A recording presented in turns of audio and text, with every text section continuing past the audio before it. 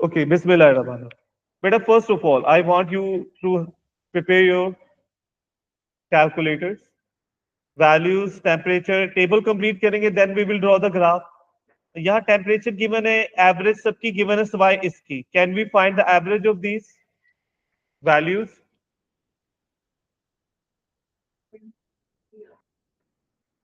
$47.3. अच्छा, सब जो values हैं वो without decimal given है, तो so we will take it as 47, right. एक ट्रेंड है. और वो भी दूसरा, हमारे पास जिन वैल्यूज की एवरेज की है वो उसमें कोई डेसिमल प्लेस नहीं है, तो हमारे आंसर में भी कोई डेसिमल प्लेस. अच्छा, अगर हमारी ये वैल्यू 2 डेसिमल प्लेस तक होती तो इनकी एवरेज भी, तो यानी जैसे वैल्यूज जितने डेसिमल प्लेस में होती है एवरेज भी उतने डेसिमल प्लेस में होती है. तो no decimal place, so no decimal place in average, right. Okay, now अब हमने ग्राफ प्लॉट करना है बेटा. Plot a graph. बेटा ग्राफ 4 मार्क्स का है. एक तो मार्क ये होता है कि वो आपको मेंशन कर देता है कि ये क्वांटिटी आपने वाई एक्सिस पर रखनी है और ये वाली क्वांटिटी आपने, तो पहला मार्क होता है इनको लेबल करने. यानी आप टॉप पे कर लो थीटा एवरेज, यूनिट जरूर मेंशन करेंगे. अगर आप यूनिट नहीं मेंशन करेंगे तो जो मार्क्स मिलने थे वो नहीं मिलेंगे. और एक्स एक्सिस पे वॉल्यूम इन सेंटीमीटर क्यूब.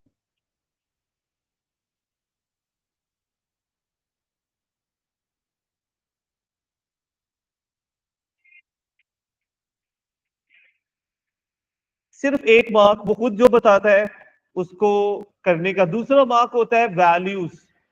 हमने हर स्क्वायर की वैल्यू कितनी रखनी. यहाँ बहुत राउंड वैल्यूज है, तो मोस्ट प्रोबेबली हम क्या करते हैं, जब इक्वल गैप में रखा हो तो हम यही यूज कर लिया करते हैं.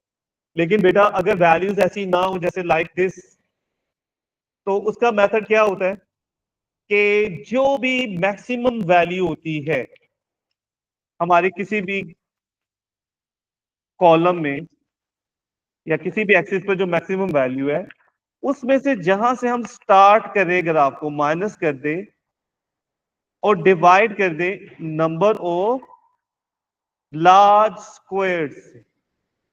राइट बेटा जी. अभी फिलहाल वॉल्यूम पे आ जाते हैं. तो वो 50 के गैप से है, तो अगर हम वॉल्यूम में देखें 0 से स्टार्ट करें तो 50, 100, 150 इक्वल गैप होने चाहिए. समटाइम्स स्टूडेंट यहां इक्वल गैप नहीं रखते, तो दे शुड हैव वो एक, जैसे हम वो फ्रीक्वेंसी ग्राफ में मैथ में कर देते हैं मेंशन, वो मेंशन कर देना चाहिए, वरना वो मार्क्स कट सकते हैं.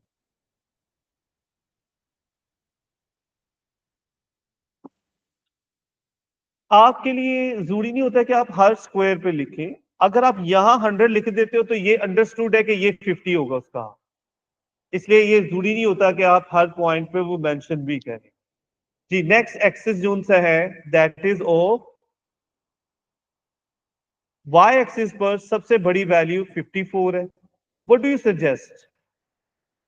यहां हम एक स्क्वायर की वैल्यू क्या रखेंगे वाई एक्सिस पर.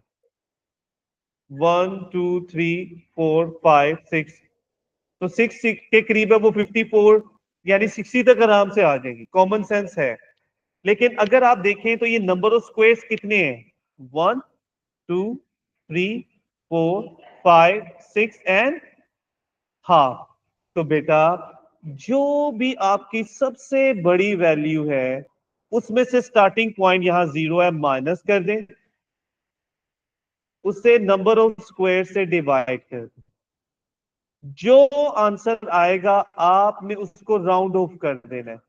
बेटा कैन यू सजेस्ट ये आंसर क्या आएगा.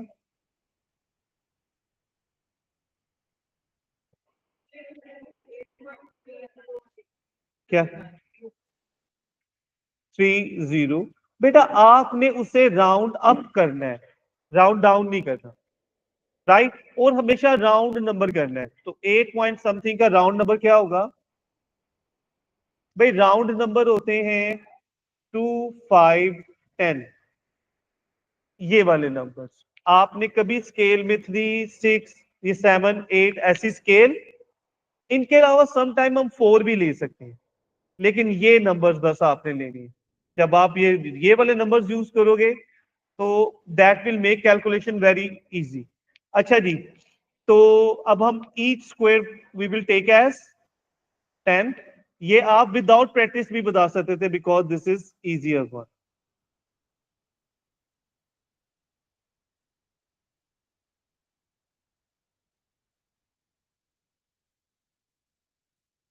और आप देखें कि हमारे जब हम इस तरह स्केल रखते हैं, इस तरह हम स्केल को सजेस्ट करते हैं, इसमें खूबी ये होती है कि आपका सारा ग्राफ मोर देन 50% यूज करना होता है, लेकिन यहाँ मोर देन 80% इजीली यूज हो जाता है। राइट बेटा जी? अब now joining the values, 2 marks. पहला मार्क होता है आपने इन क्वांटिटीज को लेबल करना है विद यूनिट्स, यूनिट्स नहीं लिखेंगे, नो मार्क्स। दूसरा होता है कि आपने ये स्केल चूज करनी और वो राउंड नंबर्स में लेना। आपने 4, 8, 4 समटाइम भी एक्सेप्टेबल हो जाता है, 6, 7, 8, 3 ऐसी कोई स्केल ना रखें। इससे ये नहीं होगा ग्राफ गलत होगा। जिनका मैथ अच्छा है they can choose any type of scale, still they will make correct graph. लेकिन उसमें 2 इशू होंगे कि अगर आप स्केल कोई अनयूजुअल लोगे तो आपको कैलकुलेशन ज्यादा करनी पड़ेगी, जहां ज्यादा वर्किंग होगी वहां मिस्टेक की प्रोबेबिलिटी ज्यादा होगी। राइट? और दूसरा कि आप लोगों का जो मोर देन 50% ग्राफ यूज होना था वो नहीं हो। क्लियर बेटा जी? Right? So now joining the values, हमने 0 को 20 से ज्वाइन करना है, तो 0 वॉल्यूम पर टेम्परेचर इज 20। बेटा आप लोग क्रॉस प्रेफर फिजिक्स में करें, आल्दो अगर आप छोटा सा डॉट कोई भी लगा रहे हो कहीं पर तो उसके गेट सर्कल कर दो। ठीक है? यानी छोटा सर्कल मतलब आपकी जो पेंसिल है वो शार्प होनी चाहिए। अब उससे डॉट बिल्कुल छोटा सा ही लगेगा। अगर आप मोटी पेंसिल यूज करोगे तो उससे ये होगा कि वो जो स्क्वायर्स हैं, लाइक थोड़ा सा मैं अगर इसको इनको कर देता हूं तो कोई लाइन ड्रॉ करूंगा, तो अब वो लाइन जो सी है वो पता नहीं चल रहा कि वो यहां पर है कि वो स्क्वायर के ऊपर है। वो can be more than one, हमें एग्जैक्ट पोजीशन नहीं पता चलेगी उसकी कि वो लाइन कहां से पास कर रही है। So that is why it is suggested कि पेंसिल बिल्कुल शार्प होनी चाहिए। और जब शार्प होगी तो अगर आप डॉट लगाएं तो वो नजर नहीं आएगा, तो आप उसको प्रोमिनेंट करने के लिए एक सर्कल कर दो। लेकिन ज्यादा बेटर है कि आप क्रॉस लगाओ। It's not a big issue, आप you can do any way. Cross का जो सेंटर होता है ना, दैट विल पॉइंट, जो आपको असल पॉइंट है उसको मेंशन करेगा। अच्छा बेटा जी, नेक्स्ट अब वैल्यूज को 50, 33, 50 पर 33, तो ये 30 है, 1, 2, 3। देखिए जितना स्केल आपने इजी लिया है तो पॉइंट्स को मार्क करना उतना आसान हो जाता है। 141,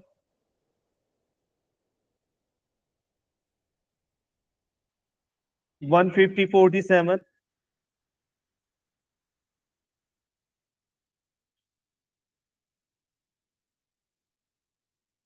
251,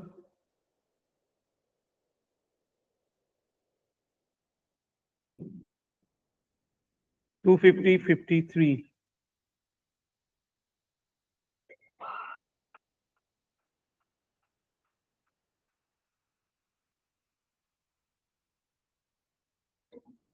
जी बेटा, 300 पे 54। अच्छा अब यहां आपने एक बात नोट करनी है, ग्राफ 3 मार्क्स हो गए। वो कह रहे हैं smooth curve line of best fit. जब वो खाली लाइन ऑफ बेस्ट फिट कहेगा it will always be a straight line, और जब वो कर्व कहेगा तो it will always to be a curve. आपने उस वक्त स्ट्रेट लाइन नहीं ड्रॉ करनी, वो कर्व ही बनेगी। और दूसरा जब कर्व बनाना है तो कैसे बनाना है, आप उसको पार्ट्स में मत बनाओ, आप उसको एक ही गो में आप पहले उसके ऊपर हाथ को मूव कर लो, प्रैक्टिस कर लो थोड़ा सा। फिर आप उसको फ्री हैंड आपने ड्रॉ कर देना। राइट, क्लियर बेटा जी? उसमें कोई पॉइंट अगर मिस हो जाए तो ये इतने मार्क्स नहीं करते हैं। सम टाइम कोई सारे पॉइंट एक ग्राफ में नहीं आते। आपके ओ लेवल के ग्राफ इजी है, ए लेवल में सम टाइम 6 डॉट्स में से कोई एक भी लाइन पर नहीं होता, लेकिन still a student can get full marks. क्या होता है, लाइन आउट 10 फीट होनी चाहिए, जितने ऊपर होने चाहिए उतने नीचे होने चाहिए। अच्छा, आपने कभी लाइन की स्मूथनेस या कर्व की स्मूथनेस खराब नहीं करनी। अगर एक पॉइंट ये आ गया ना, ऐसा एग्जाम में आया हुआ है, तो आपने ये नहीं कर देना कि उसके लिए, इसको करने के लिए तो आपने उसका कुब निकाल दिया, आपने कर्व की स्मूथनेस खराब कर दी, नहीं। बल्कि ये आया हुआ है, ऐसा पॉइंट आ जाए, आपने उसको बिल्कुल नहीं डिस्कस करना। और उसकी रीजन होती है, वो पूछते हैं कि ये क्यों नहीं पॉइंट इसमें इंक्लूड हुआ। तो ये पॉइंट रिप्रेजेंट कर रहा है कि डाटा कलेक्ट करते हुए there was some error there. तो आप एनोमली या एरर मेंशन कर दें। ये ए लेवल में ऐसे ग्राफ तो समझो एवरी टाइम होते हैं उनमें, राइट? लेकिन ये ओ लेवल में बड़ा रेयर आया हुआ है। तो आपने कभी भी एक पॉइंट की खातिर ग्राफ की लाइन या कर्व, स्मूथनेस कर्व जो सी है उसकी कर्व की, वो आपने सेक्रीफाइस नहीं करना। Even more than 1 point you can leave. और क्या होना चाहिए, जितने पॉइंट्स ऊपर हो उतने पॉइंट्स नीचे हो। कर्व में अलबत्ता ये हमेशा हम केटर नहीं कर सकते, क्योंकि कर्व हम एक गो में कर रहे हैं तो पॉइंट हमारे नीचे भी रह सकते हैं, लेकिन आपने कर्व की स्मूथनेस को खराब नहीं करना और आगे कंटिन्यू करते रहना। राइट बेटा?